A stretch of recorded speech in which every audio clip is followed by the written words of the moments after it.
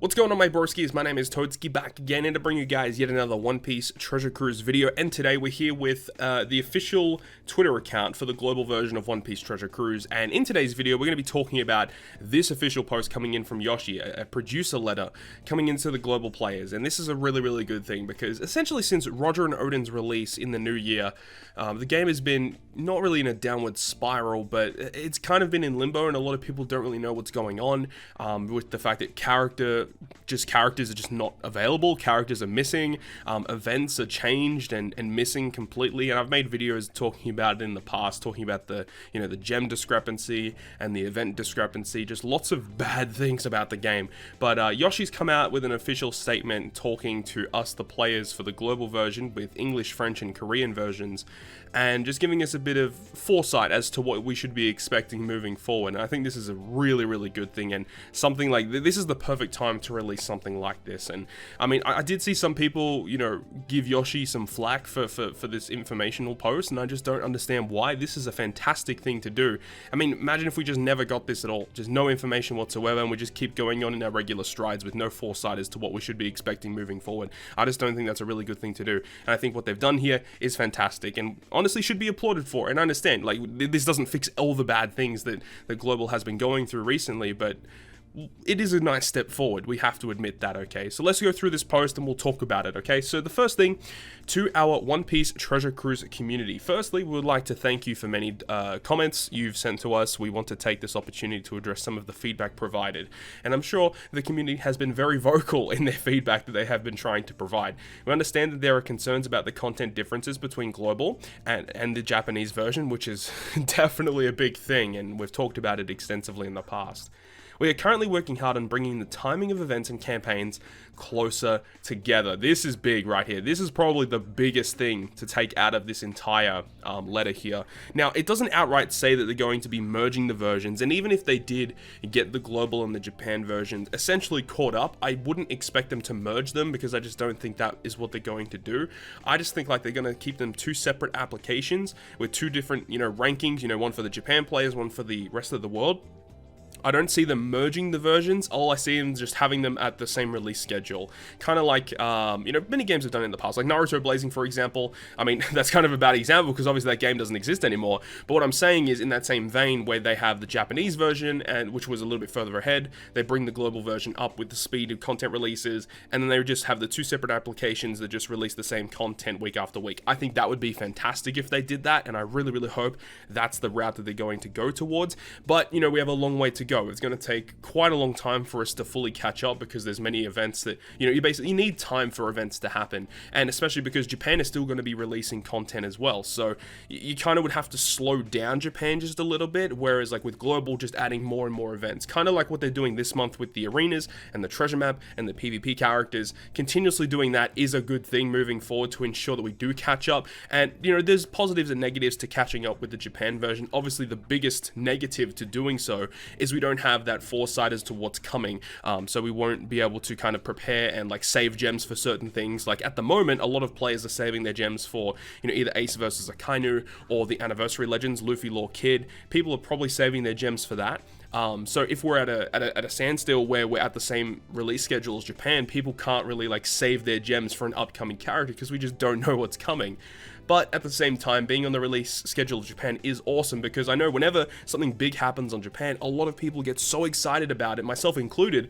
But it is a little bit of a downside because we don't get to play with that character for like another 5 months, right? So it is nice that we are heading towards that, same schedule release. At least that's what I hope that we're doing. Nothing is confirmed yet, but we'll have to wait and see. All I think is that this is a fantastic thing moving forward. Continuing on.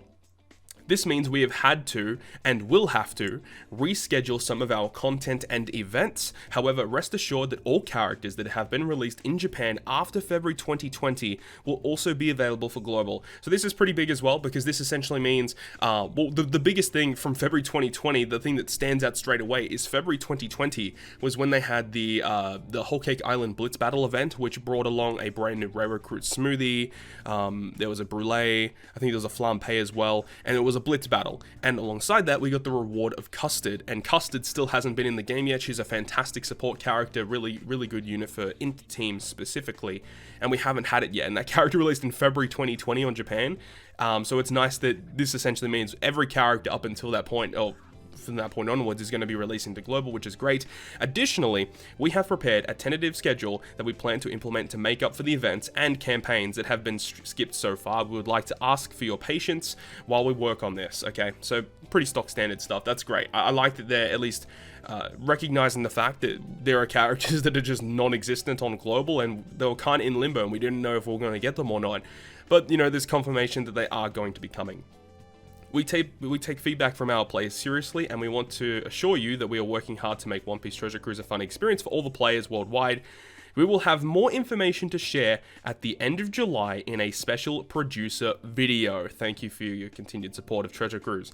This is also quite big because there's a couple of things that are happening at the end of July. For those who are more in tune with the community, you guys would know this already, but for those who don't know, the end of July is very significant for Treasure Cruise Global, because, well, the 22nd of July is the One Piece Day, which last year was fantastic because Yoshi, that was like Yoshi's first One Piece Day, and he brought along Wano Law as a simultaneous release between Global Japan. That was fantastic, and I really hope that we get another simultaneous release character. We'll have to wait and see though.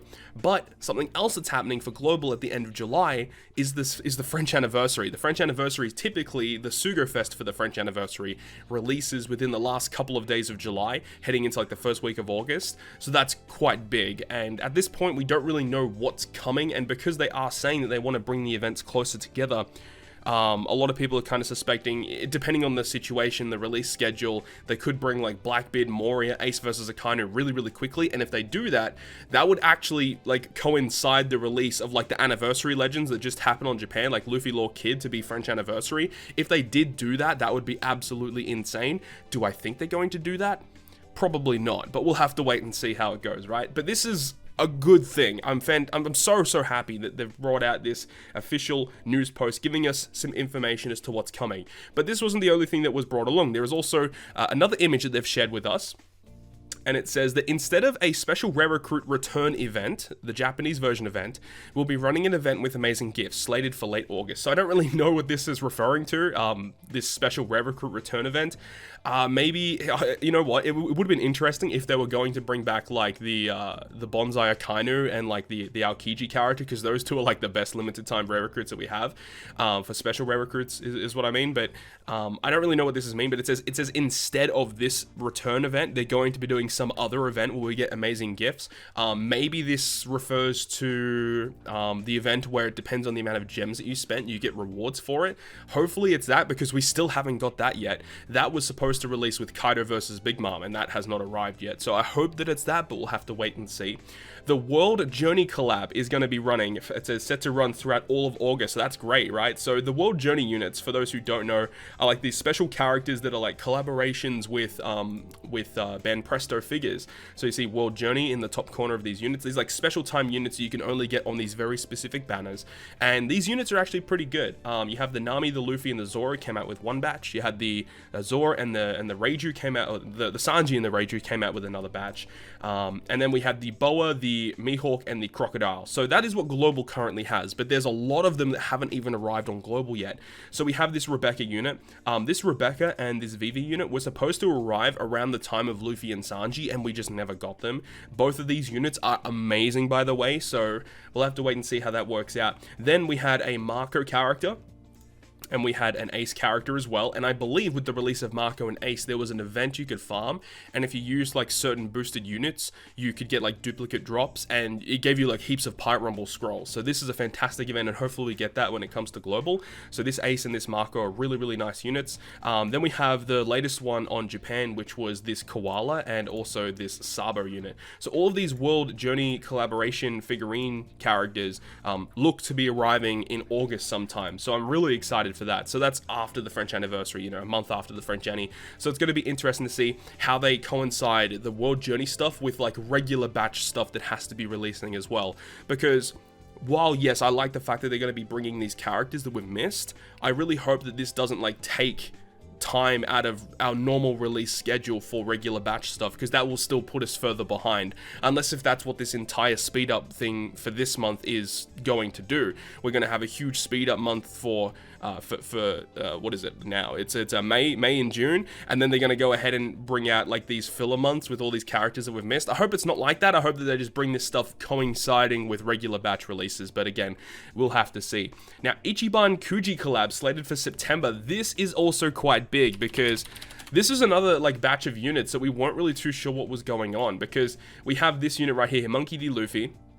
Now, this character was a rare recruit character that released alongside this Nami unit, and it was again one of those situations where if you had these units in an event, they gave you duplicate drops, and I believe once again you could get Rumble Scrolls. But this Luffy was a 5-star regular rare recruit, just not a 6-star, just a regular 5-star, but he had super typing, which is super cool. And his special's like not too bad either. But this Nami is the big one. She came alongside that Luffy. She didn't have super type, but she has like an amazing special ability. She's a strength unit, so it's a nice strength support unit with a god tier utility support. So this Nami, whenever she comes out, is definitely worth pulling for, in my opinion. She's one of the best utility units you can have, in my opinion. And then we had this Luffy character. Now, this Luffy, I believe, came alongside the Luffy Law Kid event, so I don't expect this character to come out just now. This character will probably come out around the same time as these units, so we'll have to wait and see. But this is great, because this was like a Japanese figure collaboration thing, and we didn't know if we were getting this or not, but luckily we are, which is awesome.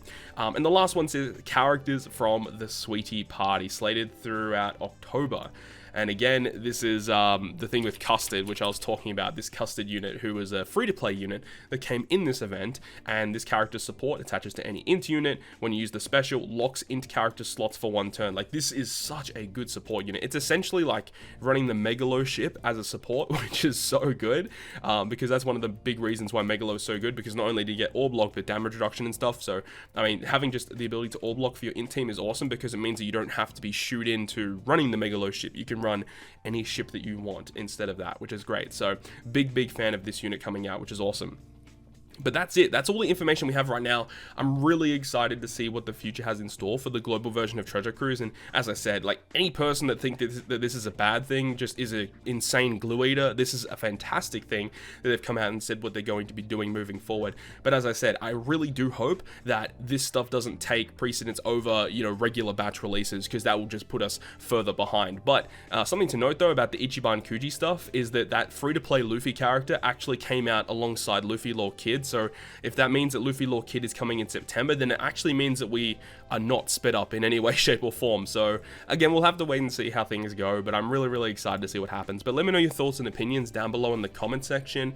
Hopefully you guys enjoyed this one today, and if you guys did enjoy it, make sure to leave a like. And if you want to stay up to date with all the content that I post, including more One Piece Treasure Cruise content, make sure to hit the subscribe button down below.